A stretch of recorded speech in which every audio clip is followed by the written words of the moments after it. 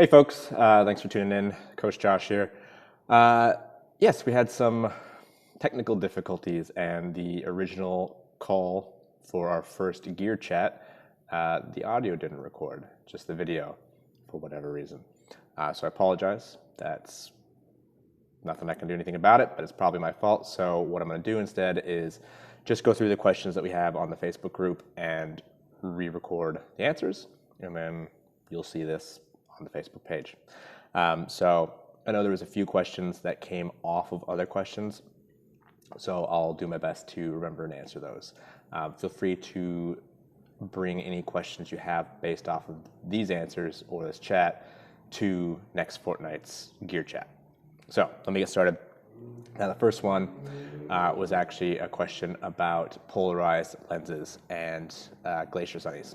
So the question was asking about a Julbo product. Julbo is a classic glacier sunglasses company. And so if you don't know what glacier glasses are typically small round lenses with blinders on the side.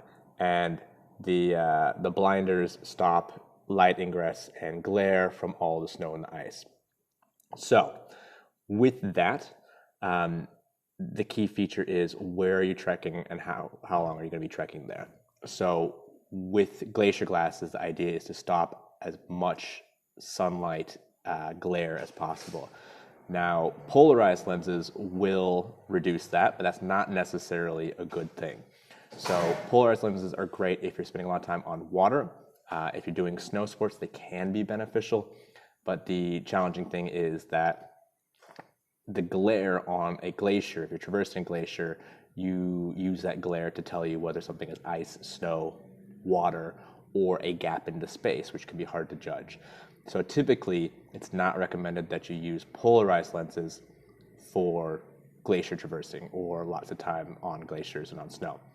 That said, some people do prefer that because they're experienced and understand how to read that terrain, how to traverse it safely. So the sunnies that this question was asking about is a pair of transition lenses that go from a category 2 to a category 4, and they're polarized. I think primarily that is a general consumer product as opposed to something that would be used for expeditions or in professional scope.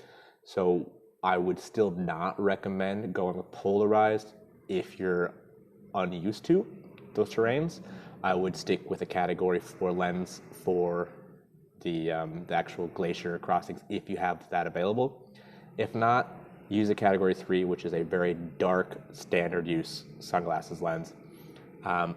When I was up in the Himalayas and crossing glaciers, I used a category 3 polarized lens, but my glaciers crossings were very small and at the end of summer. So most of the melting had already happened and it was getting into the cold season and starting to freeze again. And so the trails were really well defined and it wasn't that hard to navigate because so many months had passed in which people could traverse. Early in the season, you're going to have a hard time judging the terrain. So it really depends how long you're going to be in that terrain. So have a think about what you need them for. If it's just because they're handy and the transition lenses can be used in more terrains and more situations, I'd just go with that. I would just go ahead and get those because they're nice and they're useful. But if you're spending a long time at altitude crossing glaciers, I'd probably stick with the standard category 4 non-polarized glacier glasses. Hope that helps. Okay, so let's dig into some of these other questions. So we had a question about sleeping mats and sleeping bags, weight versus comfort and warmth. The warmer something is, the heavier it's going to be if it's at the same quality. So if you have, so like my sleeping quilt has something absurd like 900 loft down, like super high quality down, and that's going to be the warmest thing you can have at that weight. So if I want it to be warmer, I have to add more down to the bag, which means it's going to be heavier. So, you know, if you're dealing with 650 loft, which is sort of standard stuff you see in general consumer use puffer jackets, a lot of cheaper down sleeping bags, you know, if you're comparing that quality of material and the warmth, heavier it is, the warmer it will be. Generally speaking, you're going to have to decide how warm you want to be and what is comfortable for you. Do you want to be more comfortable at night, or do you want to be more comfortable on the trail with lighter weight? So that in mind, you're going to have to look at, do you need a bag or do you want a quilt? A sleeping quilt will be lighter than a sleeping bag. A sleeping quilt wraps around a sleeping mat, has straps underneath, but no material on the bottom. So with a sleeping bag, you normally compress that onto the mat, and then it doesn't have any insulative value. So we cut it out with a quilt and have straps that go under the mat. And the mat is your insulation from the ground. The quilt will wrap around, and it doesn't have a hood. So a sleeping bag will typically have a mummy shape and then a hood, which is the warmest option. It's going to stop air drafts. It's going to stop ingress of cold air and the leakage of your warm air that you're creating inside the bag. So you have to go, which is going to be better? Well, I like a sleeping quilt for 3 seasons, down to maybe 5 degrees, because it is lightweight. It's very comfortable. It is pretty warm. Whereas if I'm going winter backpacking or high altitude, I'm going to use a -10 mummy bag. That said, I've got a very high quality one from Mont, which is an Australian company, and it only weighs about 1 kilo. It's a -10 bag, weighs about 1 kilo. It's incredibly warm, really great shape, huge loft. So, I'm not really compromising. If I wanted to shave off 400 grams and use my sleeping quilt, which weighs about 600 grams, which is supposed to be a -4, but I wouldn't take it that cold, then I'd be sacrificing quite a lot of warmth for a very small-ish amount of weight. So there's no real easy answer there. It just depends what's important to you, what you want to enjoy on your trail. Do you want to have more comfort at night, or do you want to have more comfort on the trail? That's your call. Sleeping mats are the same. I always go with an inflatable mattress, an insulated inflatable. I think we had a question about the self-inflating foam mattresses. So those are going to be more durable. You get a hole in them, they're still going to provide some insulation value.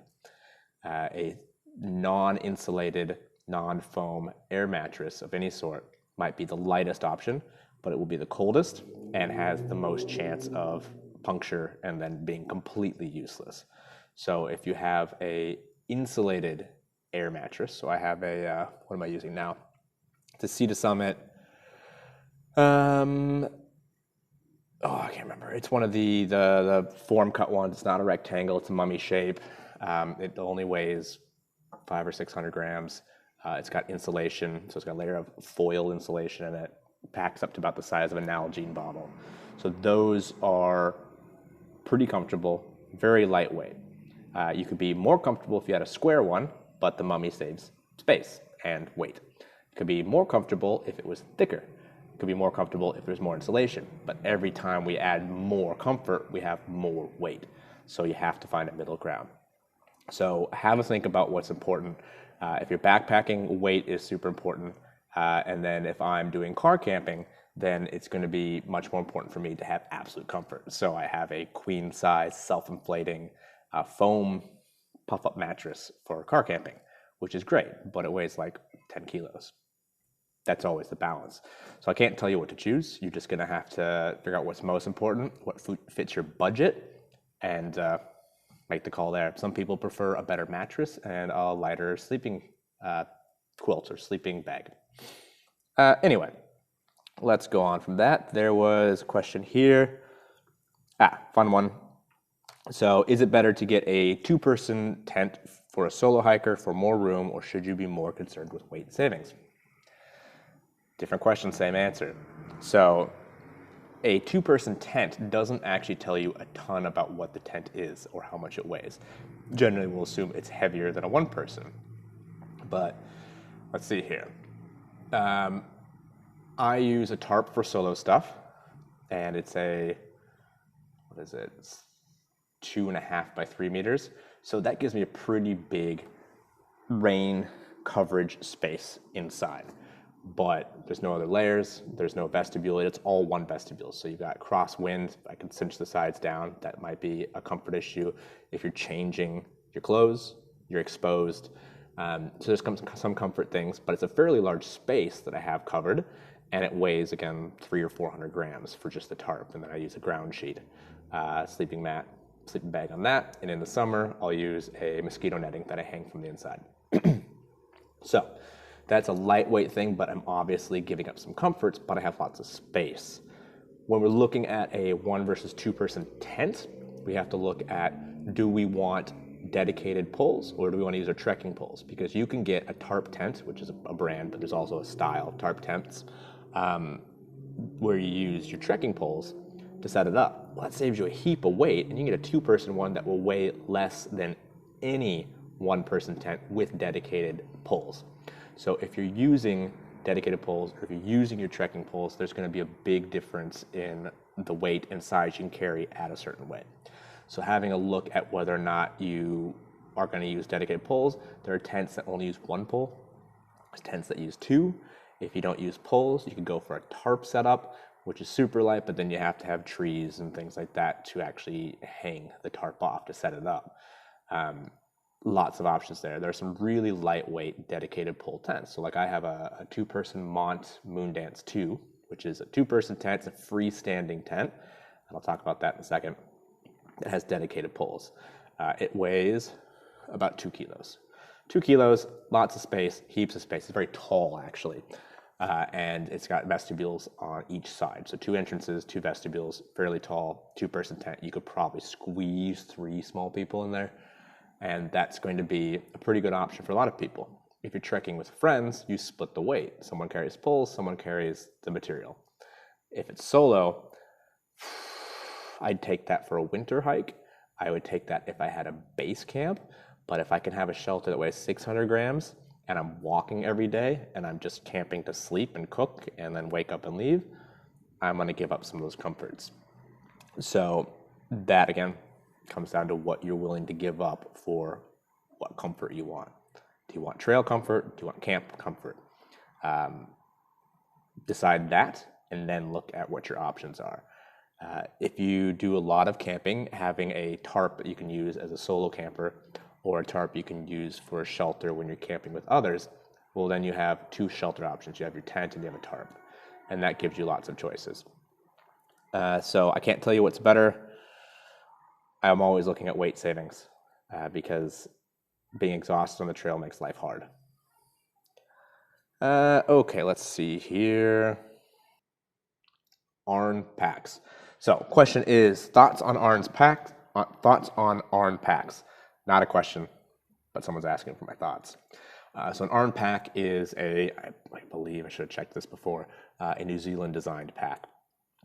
Really cool, innovative design. You have a backpack, like a normal backpacking pack, and where your shoulder straps are, you have smaller packs, and they can be 5-10 liters. So they're actually fairly large. They're like day packs. So you have weight distributed better than the traditional backpack style. Weight on the back, weight on the front, keeps you balanced. It's actually really nice design in theory, but it's such a personal thing choosing a backpack. I know lots of people who love it, and I know lots of people who are just kind of like, it just doesn't make a big enough difference. So you will be more balanced if you're keeping weight on the front. But having more weight and more material covering your body, front and back, then means you're going to be less able to off-gas heat, to let heat get out of your body because you have more stuff on you, especially if it's thick, especially if there's a lot of stuff in the pack. So heating and being overheated is one of my primary concerns. Comfort-wise, they're supposed to be pretty comfortable. I've only briefly used one, and I've sort of looked into them because I was looking at them for a while as an option for my backpacking pack or my main one.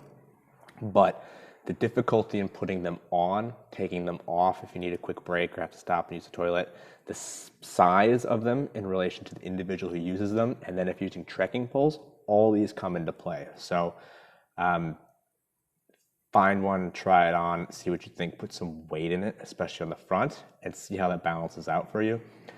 It's a really cool design. It's a good company, but ultimately, again, it's personal. You're going to have to decide what's comfortable for you. But keep in mind, the balance is nice, but how are you going to move? How are you going to feel when you get hot and sweaty? and how are you going to pack things, and how accessible is that, and then can you take it on and off easily when you need to fill up your water bottle from a creek that you have to scramble down to. So a few options there. So another question here that came through Rowan. Battery chargers on the trail, multi-day hikes. I know it's terrible taking your phone on a hike, but it's my camera. Yeah, I mean, we all do that. A phone is a lighter camera than a camera. There are two main types of battery packs you might want to take. There are the solar ones, and then there's the just standard battery packs. I have a solar one that also has a LED light built onto the outside to use as a secondary flashlight. I've used that, and I would probably, again, only use that for long duration hikes with expected fair weather, because if the battery pack's as big as a phone, the panels that fold out, there's one on the pack, and then there's two other ones that fold out. And you can get more, and you get ones that have bigger ones. You can get big battery packs or big external solar panels, but in general, the size of the solar panel in relation to the battery pack doesn't add up. It ends up taking 2 days of full sun trying to get that battery pack full, and that's only if it's full sun, only if it's perfect conditions. So the panels didn't work great. I saw some people who had battery packs, and this is when I was up in the Himalayas, because I had 16 days without really access to much. The tea houses did have some solar power in some instances that you could pay for, but in general the idea was to be as self-sufficient as possible. But some people had, say, notebook-sized fold-out solar panels that were way more efficient, and you could use that to charge any number of battery packs. So if you're going to go that route, I'd get external panels to charge stuff. The solar powered battery packs just don't add up. The size of the panel in relation to the battery size is not useful. So now I use a smaller battery pack, and I just charge. It's USB chargeable, and I just charge it before I go. It'll give me about 2 or 3 phone charges, and if my phone is on the airplane mode, that'll get me, a week or more if I'm careful. So I go with a battery pack. I go with the most efficient and resilient one I can get.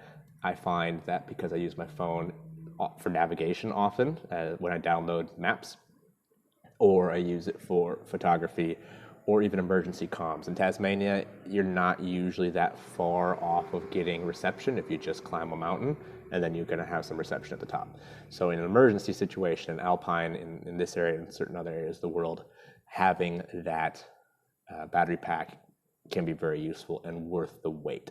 Again, you have to choose your comforts. So deciding what weight is worthwhile for you. So I do like battery packs. I'd rather have a battery pack than carry a dead phone. So that's a fair trade for me. You can get them with external lights on them as well, which is really handy. You can use them as tent lights. But I also have a Petzl headlamp that is rechargeable. And so I have a charger for that and a charger for my phone. And then I take a battery pack if I'm going out for more than a couple days, because that balances out for me. We did have a question on the chat about like the Garmin Minis and the inReaches in terms of emergency beacons. So my emergency beacon is just a standard, has an antenna that flips out. It's about this big, cost me $150. It's got a 10-year guarantee. It's just a beacon.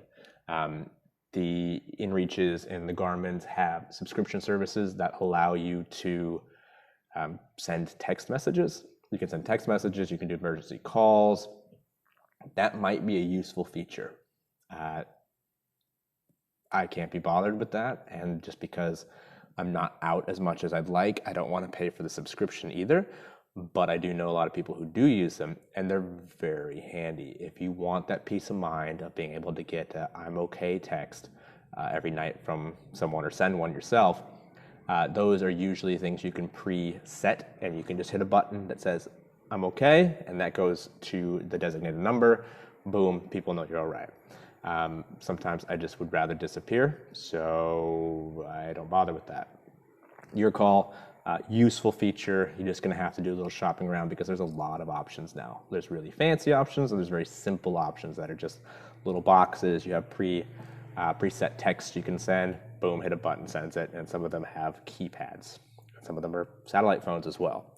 So a few options there. All right, Garmin Mini. Great. Waterproof versus non-waterproof footwear. Live and hike in the tropics. Ooh, that's a tough one. I don't go waterproof footwear for anything except short duration, snow, or known wet hiking. I mean like a day hike. If it's multiple days, I'm not hauling an extra kilo of sopping leather boot with me because that's the way you'll end up. If you have waterproof footwear and you're out for more than a couple days in wet terrain, you're gonna get wet anyway. There's no point.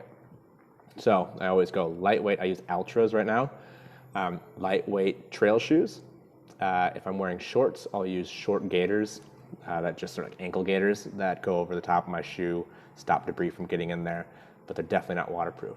If I'm going multi-day, wet or cold weather, and I know it's gonna, I'm gonna be in snow or something really cold, I also have waterproof socks. So with that system, I always go under the assumption that you will have wet feet. Your shoes will not dry while you're on the trail. If you're drying your shoes, you're probably drying them from a heat source, and it's a good chance you're just gonna melt them, and that's not good. I've seen that happen too many times. So assume you're gonna get wet. Assume they won't dry. Do you want to hang on to or carry around wet, freezing leather boots? No. So I always bring waterproof socks. Sealskins is the brand I have. There's other brands. I bring those if I'm doing real cold winter stuff and I'm trekking over multiple days. I'll bring those. I bring spare socks, and then I bring bread bags. And I literally mean just the bags that come around bread. And what I do with those is when you get to camping at night and your trail runners are wet, but your feet are still warm because you're wearing quality wool or synthetic socks that keep them warm even though they're wet and you've been walking all day. Before you get cold, change into your warm gear, your camp gear, and then take the insoles out of your shoes, undo all the laces so they're nice and loose, and then put on your nice, cozy, warm camp socks. Put a bread bag over your feet. If you like, put a rubber band around that or a little cinch so that waterproofs the socks that you're wearing. And then you put your feet back into your trail shoes, and the insoles will dry out very quickly when they're not in there. Having them opened up doesn't compress your foot and it's more comfortable. And then what you're doing is you're heating up the shoe as you wear it around camp with your cozy socks and your bread bag.